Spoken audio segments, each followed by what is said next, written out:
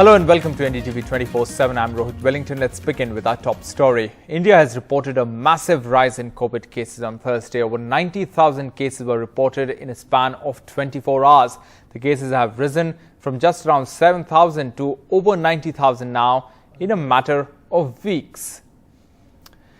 And Mumbai has reported over 20,000 cases in 24 hours for the first time since the outbreak of the pandemic. It's a 33% high in daily cases over the previous day. Of the fresh cases, 85% have shown no symptoms. 1,170 patients have been hospitalized, and out of them, 106 are on oxygen support. India's financial capital has been witnessing a sudden and massive surge in COVID cases believed to be driven by the Omicron variant. And Mumbai's civic body chief I.S. Chahal has now asked the private hospitals to restore the bed capacity to peak levels. Assistant commissioners will be ensuring augmentation of the bed capacity from the 11th of January. Private admissions and hospitals have to ensure that no direct admissions are done without intimating the ward rooms.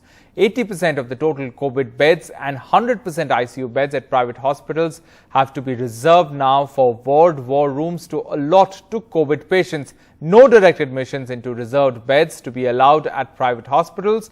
All private hospitals to charge the rates that are notified by the government of Maharashtra. Let's take a look at the COVID numbers in Delhi now. 15,097 new COVID cases have been reported in Delhi in the span of 24 hours. Previous day, it was 10,665. It's up 41.5% in just 24 hours. Now, if you compare that figure to 29th of December, the cases have risen over 2,900%.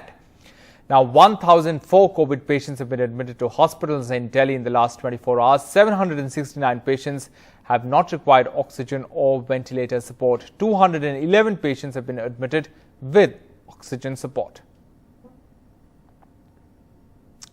Now, with the third wave upon us and cases growing at a much faster rate than the second wave, driven by the highly transmissible Omicron variant, people are opting for rapid tests with kits bought over the counter rather than the RT-PCR ones over fears of mandatory hospitalization. Meher Pandey has this report. If I'll know that I'm suffering from such things, I will stay home. Why would I go to metro or so, right?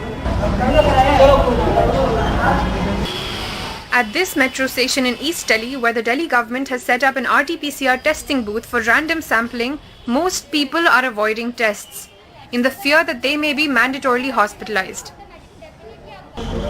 अब लगभग जितने आते होते तो हम कर ही देते हैं। ये है कि हम मोबिलाइज कर सकते हैं, फोर्स नहीं कर सकते उनको। अगर हम 150 सैंपल कर रहे हैं, उसमें से अगर 20 निकल रहे हैं हमारे कि हाँ हाल फिलहाल में अभी केसेस इंक्रीज है। Until now, all known Omicron patients have been mandatorily isolated at hospitals. The fear of mandatory hospitalization had resulted in a surge in rapid antigen tests, with people preferring to buy off-the-shelf kits with their promise of anonymity. Although 7 types of rapid antigen home testing kits have been available in the Indian market for months, it wasn't until the Omicron variant hit that sales skyrocketed.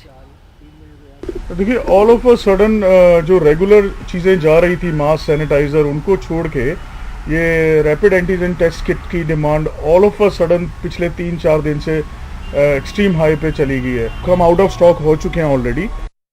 Sales of Coviself, one such kit, jumped by 200% in December. Demand for self-test kits is highest in Maharashtra, West Bengal, Rajasthan, Delhi and Andhra Pradesh. The maximum units have been sold in Mumbai, Delhi and Kolkata. In Delhi, the share of RT-PCR tests out of total tests has dropped week to week. The ICMR is also now encouraging the use of home rapid antigen tests with a connected app that will report results to the authorities. But the worry is that many people who turn out positive at home may not report themselves. Again, there will be some cases where they may not do reporting. They might try to bypass the thing. So I think it is a good initiative. It's a good development. In fact, it has happened for the first time. Indian company or Indian government has allowed infectious disease to be tested by a software. Even that has not happened in the world. With the government clarifying that now even some Omicron patients can be isolated at home, hopefully the fear of an RT-PCR test will subside. But the government's encouragement of home self-testing and no more mandatory testing for asymptomatic cases signals a shift in India's pandemic management. Now, at this stage of the spread, contact tracing is out and the focus will be on augmenting healthcare infrastructure.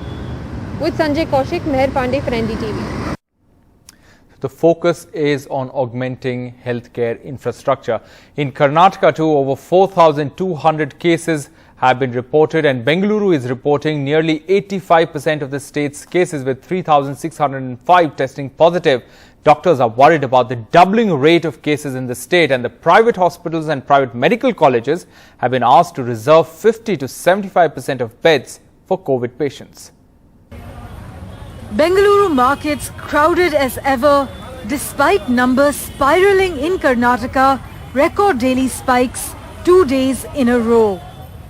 Nearly 4,246 have tested positive for COVID in the state, with capital Bengaluru contributing nearly 85% of the state's cases, with 3,605 testing positive. With the rising numbers, hospitals are reporting a sudden spurt in OPD consultations. In December, we were averaging maybe maximum 10 people a day in the wards, and maybe anywhere from 2 to 5 people in the ICU. But the numbers were low. In the last week, we have seen a dramatic increase in the admission rate. In order to ensure the city does not run out of beds, Karnataka government has now mandated private hospitals and private medical colleges to reserve 50 to 75% of beds for COVID patients. If I had 5 patients in the ward at the end of December, we're seeing about 25 patients in the ward currently. And I think Dr. Shailesh, working at Aster CMI, says the hospital has seen an increase in hospitalization in just 24 hours.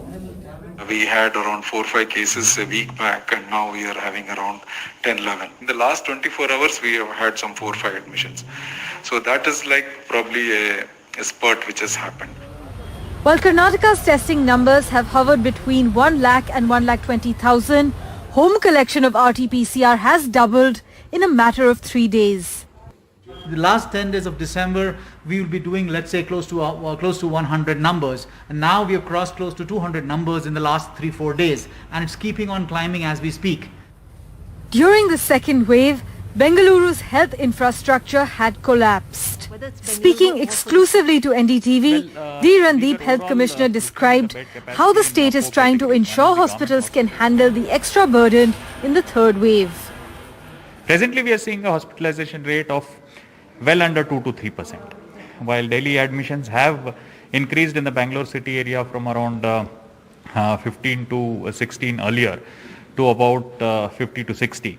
At present, there are 50,000 odd beds across the government and government medical colleges, across all the 4 categories, including general wards, HDU, ICU and ICU plus ventilators. In the coming days, because of the cases spiraling, the government now plans to add more ICU beds in the district level and taluk level hospitals. In Bengaluru, with camera person Govind Murthy, Shrija for NDTV. Now, 13 passengers who tested positive for COVID after landing in Amritsar earlier on Thursday have run away from the hospital. That's what authorities have said. They allegedly tricked the health officials and fled. These patients were admitted to Amritsar's Guru Nanak Dev Hospital. Now, the Deputy Commissioner of Amritsar has said that we will initiate proceedings to cancel their passport. 179 passengers landed in Amritsar from Milan around 1:30 p.m. on Thursday on a chartered flight. Of them, 125 tested positive for coronavirus upon arrival.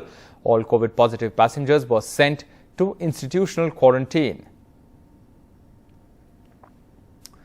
Moving on to the other big story, a 3-member committee will probe the serious lapses in the security arrangements during Prime Minister Modi's visit to Punjab on Wednesday. That's what the Union Home Ministry has said.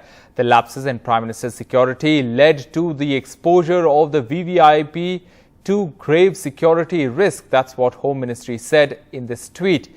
The three-member committee will be led by Sudhir Kumar Saxena, Secretary Security, Cabinet Secretariat, and include Balbir Singh, Joint Director of the Intelligence Bureau, and S. Suresh, Inspector General of the SPG. The committee is advised to submit its report at the earliest.